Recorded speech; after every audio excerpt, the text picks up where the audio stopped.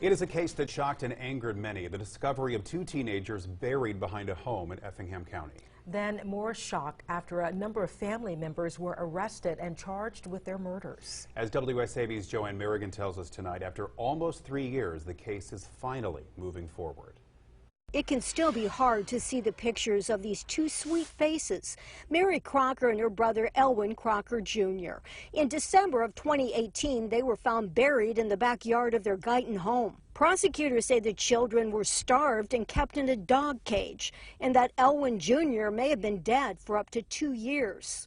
Now let's review where we are. Thursday, Superior Court Judge F. Gates Peed meeting with the attorneys and the 3 remaining defendants. 34, State versus Elwin John Crocker. The children's own father, Elwin Crocker Sr., faces 13 charges in connection with the murders. His mother-in-law, Kimberly Wright, is also charged, along with his brother-in-law, Mark Wright. Between the 3 defendants, 226 motions have been filed, and hearings on those motions will begin at the end of August. Then by the first quarter of 2022, these death penalty trials may start.